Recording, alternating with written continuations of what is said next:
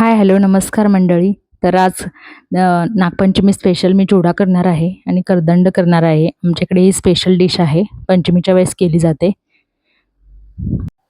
तर चिवड्यात सगळं सामान घेतलेलं आहे आपण आणि इथे मी बेडगी मिरची, साधी मिरची आणि हळद हे घेतलेलं आहे. तर कढई तापत ठेवलेली आहे. आपण डाळे पहिला तळून घेणार आहोत. तर सुरुवातीला मंद आचेवर आपण छान असे तळून घेणार आहोत आणि नंतर शेंगदाणे आपण तळून घेणार आहोत. तर मी ते घुंगरू शेंगा वापरलेल्या आहेत आणि कढीपत्ता असा कडकडीत तळून घेणार आहोत आपण. एकदम कुरकुरीत होतो आणि कोथिंबीर देखील आपण तळून घेतलेली आहे.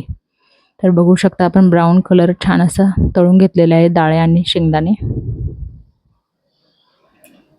तर आपण हे चिरमुरे घेतलेले आहेत. मी अर्धा किलोचं पॅकेट घेतलं होतं चिरमुऱ्याचं. तर आपण जे गरम केलेलं तेल आहे ते सर्वप्रथम ह्याच्यावर ओतून घेणार आहोत आणि आपण डायरेक्ट ह्याच्यावर थोडासा मसाला घालणार आहोत आणि थोडासा मसाला आपण तेलामध्ये तळून घेणार आहोत. तर अशाने कलर खूप मस्त येतो चिवड्याला. तर इथे वर आपण शेंगदाणे आणि डाळे घालतोय.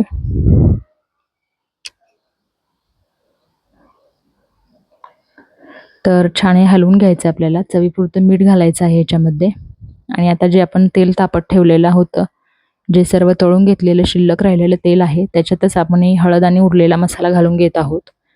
जास्त काही मसाले आपण ॲड करणार नाहोत किंवा चिवडा मसाला वगैरे आपण काहीच घालणार नाहोत. एकदम सिंपल पण खूप टेस्टी, अगदी बाजारात मिळतो तसा हा चिवडा होतो.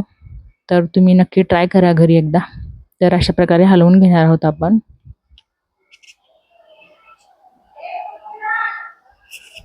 आमच्या भागात नागपंचमीच्या भावाच्या उपवासा दिवशी हा चिवडा आणि करदंड ह्याला खूप महत्त्व असतं. त्यासाठी आम्ही हे करतोच जर सणाला. तर हाताने छान हलवून घ्यायचं आहे आपल्याला हे. आणि हा जो कढीपत्ता आणि कोथिंबीर आहे तो थोडंसं आपल्याला हाताने कुस्करून घ्यायचं आहे, जेणेकरून त्याचा फ्लेवर चिवड्यामध्ये उतरेल.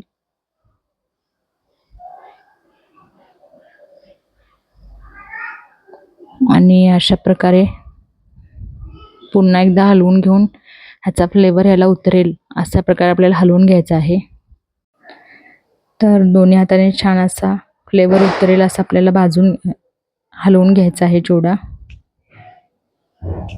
खूप भन्नाट लागते याची चव. सिंपल पण खूप टेस्टी लागतं. तर इथे पिठी साखर आहे. पिठी साखर आपण ह्याच्यामध्ये ॲड केल्यामुळे याचा फ्लेवर अप्रतिम लागतो. अगदी थोडीशी आपल्याला चवीनुसार पिठी साखर घालायची आहे ह्याच्यामध्ये. आमच्या भागामध्ये सर्व पदार्थांमध्ये थोडीशी पिठी साखर ही वापरली जाते किंवा साखर देखील वापरली जाते. तर छान असं हलवून घ्यायचं आपल्याला हे. खूप टेस्टी होतो हा चिवडा. तर करदंडकडे वळूयात आपण. अर्धा किलो डाळे घेतलेले आहेत मी. त्यालाच फुटाणे देखील म्हणतात काही ठिकाणी. तर असे मिक्सरमध्ये हे फुटाणे आपण घालून घेणार आहोत, डाळे घालून घेणार आहोत आणि आपण ह्याची बारीक पेस्ट करून घेणार आहोत, ड्राय पेस्ट.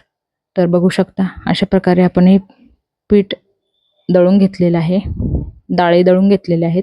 तर चाळणीने आपण छान हे चाळून घेणार आहोत, जेणेकरून काही थोडे मोठे भाग असतील तर ते वेगळे राहतील.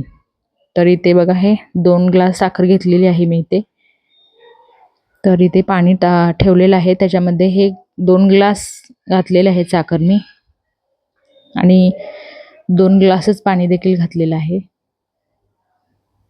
तर आपल्याला जास्त असा पाक करायचा नाही आहे, अगदी नॉर्मल पाक करायचा आहे.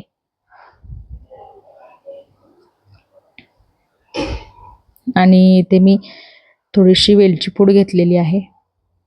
तर आपला पाक रेडी झालेला आहे. तर ह्याच्यामध्ये वेलची पूड घालून घेणार आहोत आपण आणि थोडंसं करून हे बेसन पीठ म्हणजे डाळ्याचं पीठ आपण ह्याच्यामध्ये घालून घेणार आहोत. बेसन पीठ म्हणता येणार नाही कारण ते हरभऱ्याच्या डाळीचं असतं आणि हे फुटाणे भाजलेले असतात आणि ह्याचं हे असतं, तर थोडाफार फरक असतोच. पण बेसन पिठासारखंच फ्लेवर टेक्स्चर असतं याचं.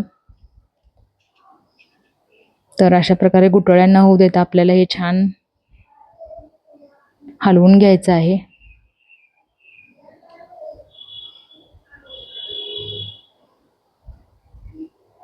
आमच्या भागात या डिशला खूप महत्त्व असतं. अगदी पौष्टिक असते असं म्हणतात. आणि इथे खोबरं देखील थोडंसं किसून घेतलेलं आहे मी. तर बघा, हे असं आपण हलवून घेतलेलं आहे. तुम्ही याच्यामध्ये 2 चमचे तूप देखील ॲड केलं तरी चव भन्नाट लागते. पण मी हे तूप इथे जे ताट घेतले आहे त्याला तूप लावलेलं आहे आणि त्याच्यावर आपण हे ओतून घेणार आहोत.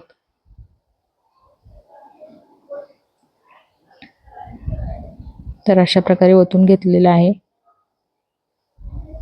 आणि ह्याच्यावर आपण थोडंसं खोबरं किसून घालणार आहोत आणि थोडंसं थंड झाल्यानंतर आपण ह्याच्या वड्या पाडून घेणार आहोत.